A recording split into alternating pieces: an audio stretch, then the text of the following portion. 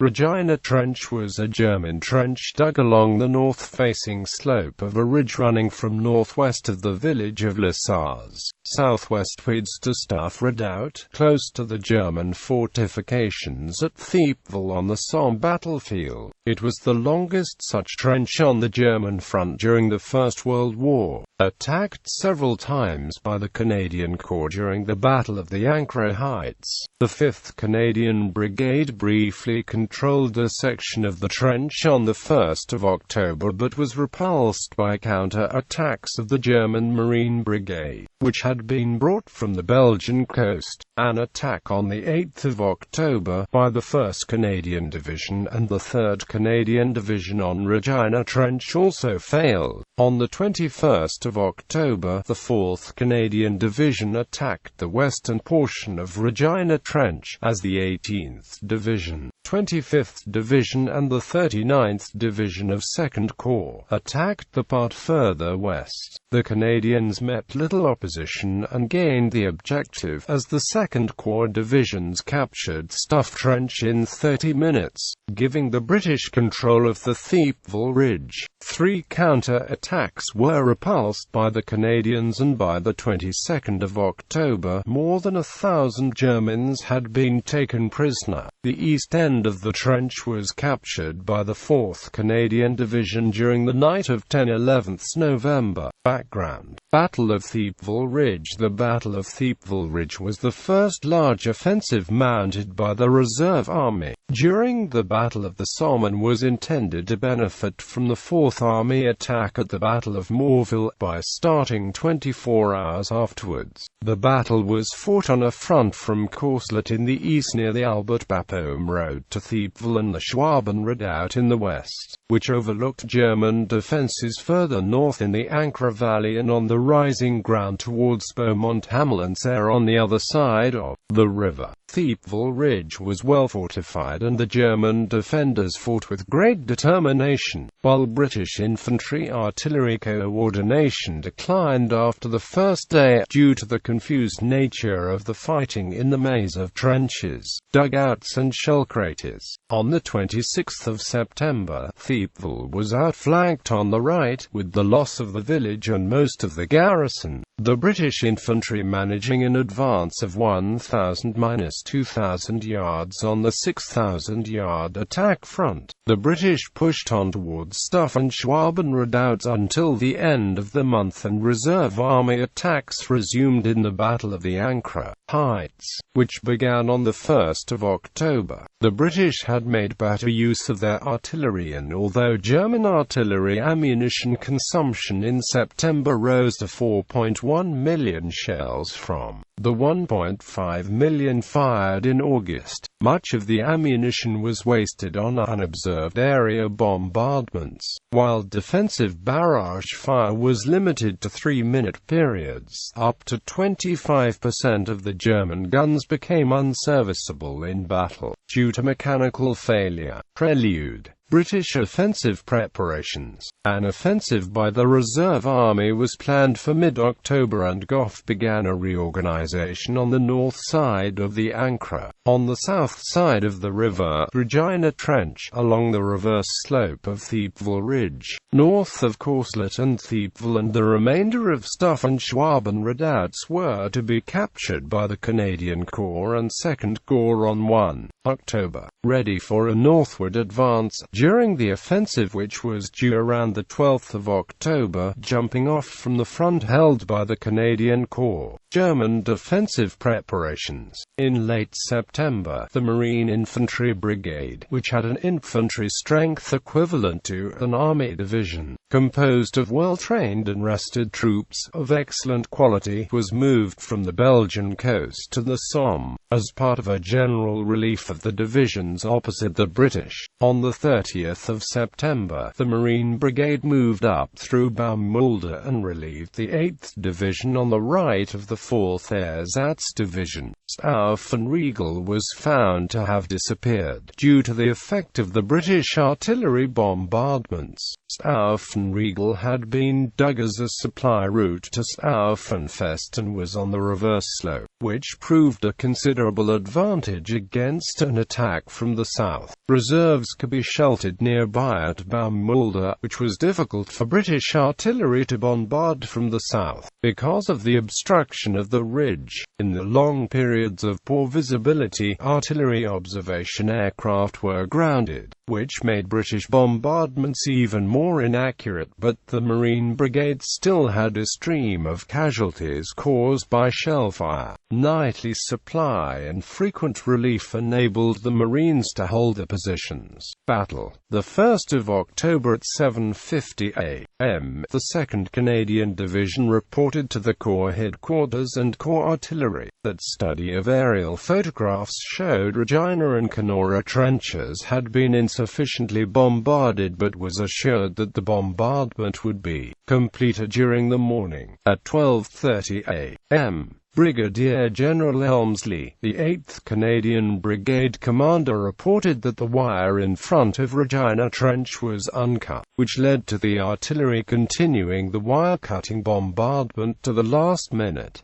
At 3:15 p.m., the Canadian Corps attacked Regina Trench on the higher ground west of Cours-la Trench to consolidate up to Dyke Road and establish a defensive flank on a track to Destremont Farm. The British artillery bombardment increased in intensity to drumfire, while the German artillery stayed silent because of a shortage of ammunition, being limited to firing only when the infantry attack began.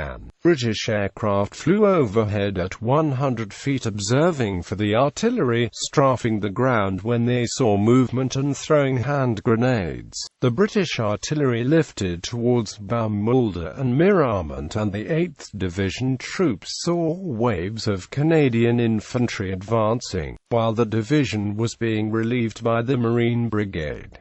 The Germans fired rockets to alert the German artillery, which opened fire immediately. 2 2nd Canadian Division battalions advanced east of the East Miramont Road against spasmodic machine gun fire and dug in, having moved forward 400 yards and eliminated bulges at the flanks of the brigade area. An attack by the 23rd Division of 3rd Corps to the right had also succeeded and gained touch with the Canadians. The 5th Canadian Brigade attacked 1,000 yards of the trench west of the East Miramont Road, but a German barrage caught the support waves of the right-hand battalion and machine gun fire swept the leading wave. A few survivors managed to get through the wire and were overwhelmed. The Central Battalion reached Canora Trench and dug in under small arms fire, partly from a flank, and the left-hand battalion reached its objective in Regina Trench. The 3rd Canadian Division battalion to the left was driven back by a German counter-attack, and a large party of Germans began to bomb along the trench. By nightfall, the 5th Canadian Brigade held most of Canora Trench and outposts in the West Miramont Road and Cours-la Trench. The 3rd Canadian Division attacked with 2 8th Canadian Brigade battalions on the right, but a German barrage fell on the front line. A few minutes before 0 hour, both battalions managed to cross no man's land despite machine gun fire, forced their way into Regina Trench through uncut wire, and commenced a bombing fight with 1st Battalion, Marine Regiment 2 and I Battalion, Marine Regiment 1, which had relieved the 8th Division at the end of September. A counter-attack by I and 2nd Battalions of Marine Regiment 2 overcame the Canadians in mutually costly fighting at 2 o'clock a.m. on the 2nd of October, when the last Canadian foothold west of the Cours-la Headquarters Road was abandoned. Preparations began for another attack, but bad weather forced a delay. A bombardment was maintained on Regina Trench, despite high winds and poor visibility, and the 3rd Canadian Division was relieved by the 2nd Canadian Division by the 4th of October. which then moved the left flank eastwards, as the 25th Division of 2nd Corps extended its flank. On the 6th of October, the 1st Canadian Division took over on the right flank of the Canadian Corps, which lay east of the Pease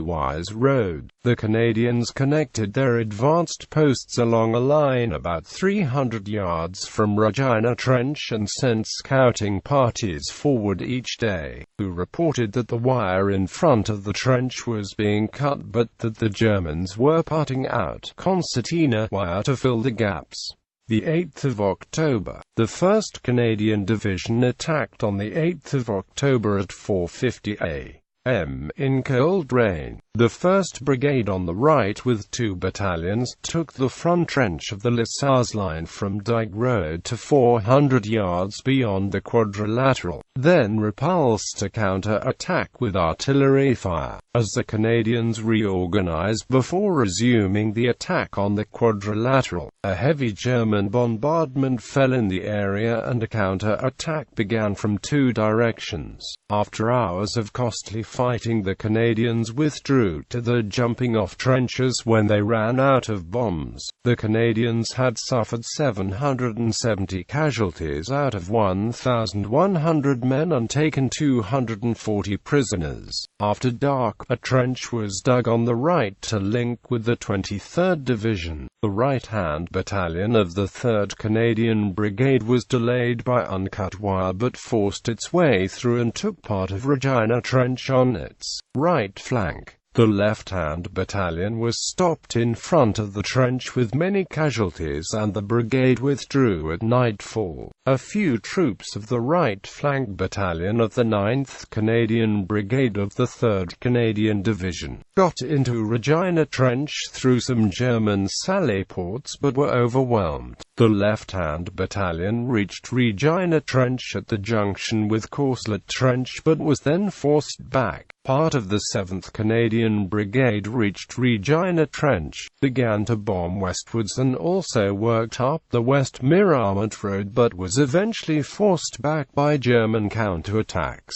The left-hand battalion was obstructed by new German barbed wire covered by machine guns and was not able to advance up Canora Trench. Relief of the Canadian Corps began on the 10th of October. The 21st of October, the British attack was delayed from the 19th of October and began with the 4th Canadian Division on the right and the 18th, 25th and 39th Divisions in line to the left, on a 5,000-yard front. The fire from 200 heavy guns and howitzers in the field artilleries of 7 divisions was found to have severely damaged Regina Trench and cut most of the wire. The 4th Canadian Division attacked the trench at 12:06 p.m. with the 11th Canadian Brigade, supported by an overhead machine gun barrage, and swiftly captured the trench. East of the Courcelette Pease Road a defensive flank was formed, with outposts pushed forward from Regina Trench. The left-hand battalion linked with troops from the 18th Division. 3 German counter-attacks were defeated during the afternoon. The 5th Ersatz Division, which had relieved the Marine Brigade on 11/12 October, was pushed back for 500 yards. By the 22nd of October, the British had captured 1,057 prisoners from the 28th Reserve and 5th Ersatz Divisions, which were relieved in turn by the 38th Division and the 58th Division, which counter-attacked Stauffenfest and Regina Trench to the east on the 26th of October. The attack was a costly failure, with many casualties in Infantry Regiment 107 of the 58th Division and Guard Reserve Regiment 2 of the 1st Guard Reserve Division. Divisions which had already fought on the Somme and were being sent back found that the fighting power had been much eroded.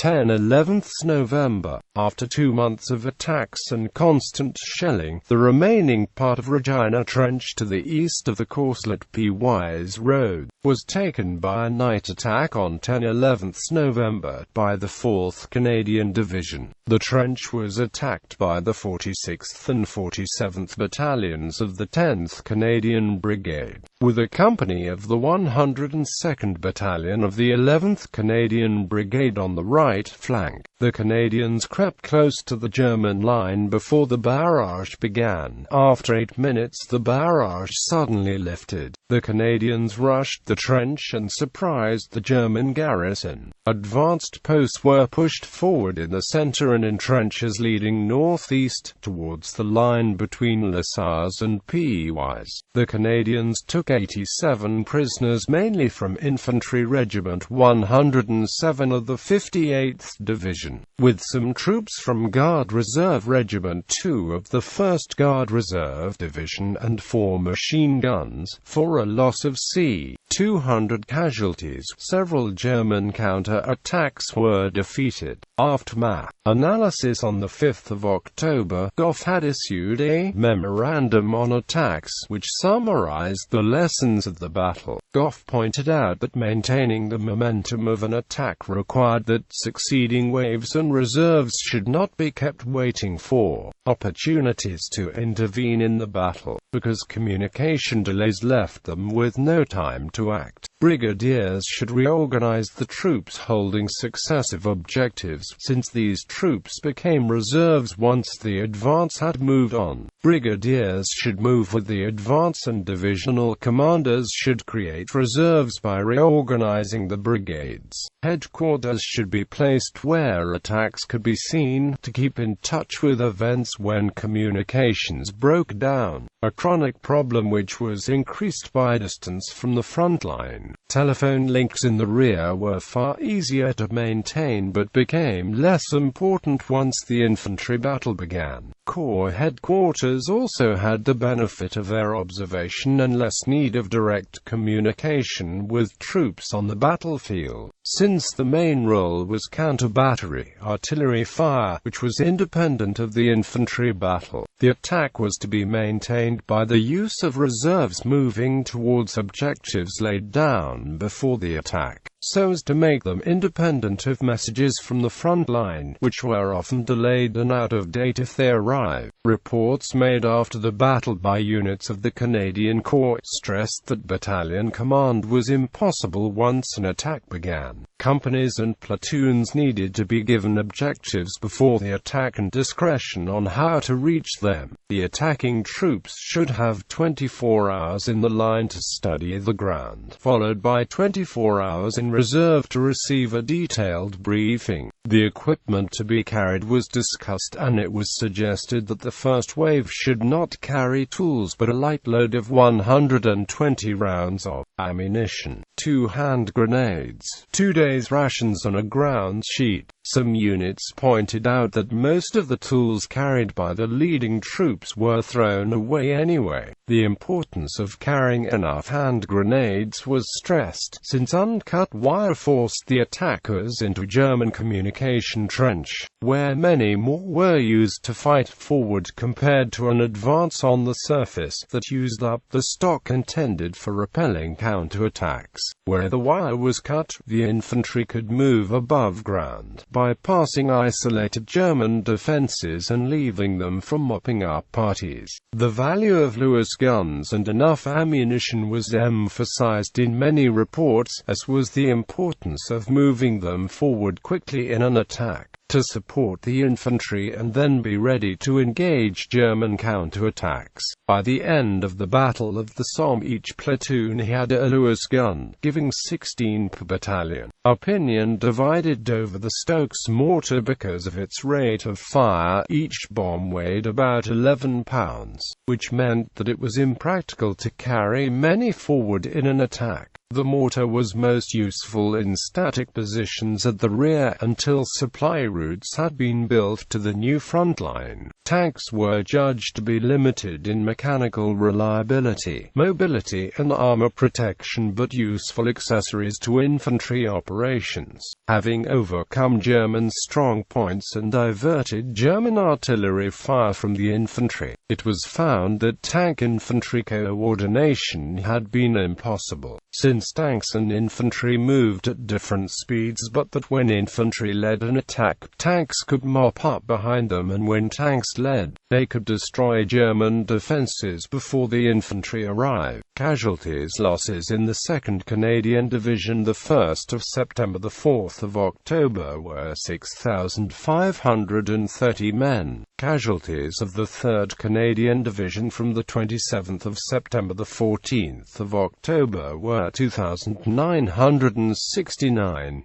The 18th Division lost 3,344 casualties from the 26th of September 5 October. Canadian Corps casualties on the 8th of October were 1,364 men. When the Canadian Corps was relieved, its casualties during the Battle of the Somme were 24,029 men, roughly 24% of the force. Commemoration. Regina Trench Cemetery. Regina Trench Cemetery is a Commonwealth War Graves Commission cemetery, situated astride the location of the trench, containing 2,279 burials and commemorations of men killed at and near the trench line during the First World War. 1,680 of the men are identified as British, 564 Canadian, 35 Australian, 1 American airman, and there are 1,077 burials of unknown soldiers, with special memorials to 14 casualties believed to be buried among them. Most of the men buried at Regina Trench fell in battle between October 1916 and February 1917. The original portion of the cemetery was established during the winter of 1916–1917. After the armistice in 1918, the Regina Trench location was selected as a concentration cemetery, with mortal remains brought in from scattered graves and small battlefield cemeteries around Courcelette, Grandcourt and Mirament. Unlike many CWGC cemeteries, where men are laid one to a grave, many of the graves contain more than one burial, and where two names are shown on the one headstone, it is necessary to count the individual names to find the correct grave location. The CWGC website states that Regina Trench Cemetery is located in Grandcourt, but this is somewhat misleading, because while it is located between Grandcourt and Courcelette, it is most easily reached by a rough road that runs approximately 1.5 kilometers northwest of Courcelette village.